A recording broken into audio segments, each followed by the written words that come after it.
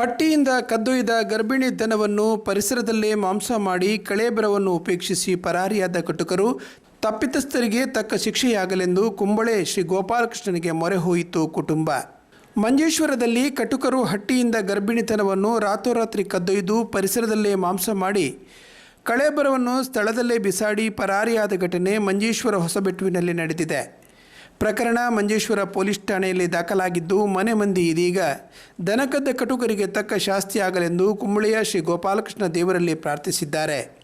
ಮಂಜೇಶ್ವರ ಗ್ರಾಮ ಪಂಚಾಯತ್ಗೊಳಪಟ್ಟ 7ನೇ ವಾರ್ಡ್ ಹೊಸಬೆಟ್ಟುವಿನಲ್ಲಿ ಈ ಘಟನೆ ನಡೆದಿದೆ. ಇಲ್ಲಿನ ಗಿರೀಶ್ ನಿಲಯದ ನಿವಾಸಿ ಪ್ರಗತಿಪರ ಕೃಷಿಕ ಹೈನುಗಾರಿಕಾ ವೃತ್ತಿಯಲ್ಲಿ ತೊಡಗಿರುವ ವಿಶಾಲಾಕ್ಷ ಎಂಬುವರ ಮನೆಯ ಹಟ್ಟಿಯಿಂದ 3 ವರ್ಷದ ಗಟ್ಟಿಮುಟ್ಟಾದ 6 ತಿಂಗಳ ಗರ್ಭಿಣಿತನವನ್ನು ಕಳ್ಳರು ಕದ್ದೊಯ್ದಿದ್ದಾರೆ.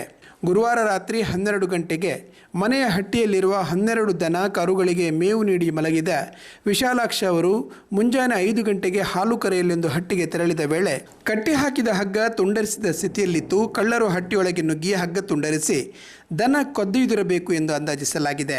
ಈ ಬಗ್ಗೆ ಮಂಜೇಶ್ವರ ಪೊಲೀಸರಿಗೆ ವಿಶಾಲಾಕ್ಷ ಅವರು ದೂರು ನೀಡಿದ್ದರು. ವಿಷಯ ತಿಳಿದು ಸ್ಥಳಕ್ಕಾಗಮಿಸಿದ ಪೊಲೀಸರು ಪ್ರಕರಣ ದಾಖಲಿಸಿಕೊಂಡು ಪರಿಸರದಲ್ಲಿ ಹುಡುಕಾಟ ನಡೆಸಿದ್ದರು.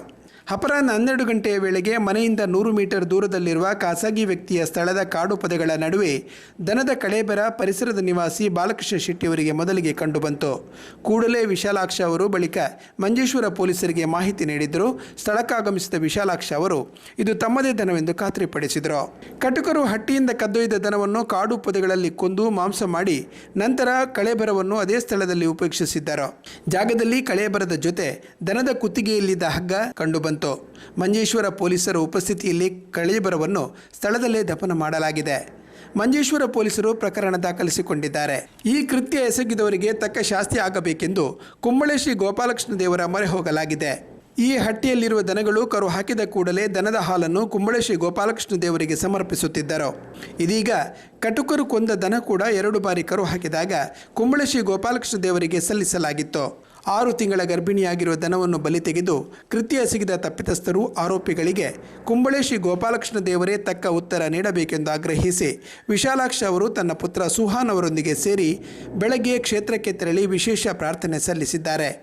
ಈ ವೇಳೆ ಕ್ಷೇತ್ರದ ಅರ್ಚಕರಾದ ಜಯರಾಮ್ ಅಡಿಗ ಕುಂಬಳೆ, ಕ್ಷೇತ್ರದ ಹೆಡ್ ಕ್ಲಾರ್ಕ್ ವೆಂಕಟಕೃಷ್ಣ ಭಟ್, ಕ್ಷೇತ್ರದ ಸಮಿತಿ ಉಪಾಧ್ಯಕ್ಷರಾದ ಸುಧಾಕರ ಕಾಮತ್, ಸಂತ್ರಸ್ತರಾದ ವಿಶಾಲಾಕ್ಷ್ ಪುತ್ರ ಸುಹಾನ್ ಉಪಸ್ಥಿತರಿದ್ದರು.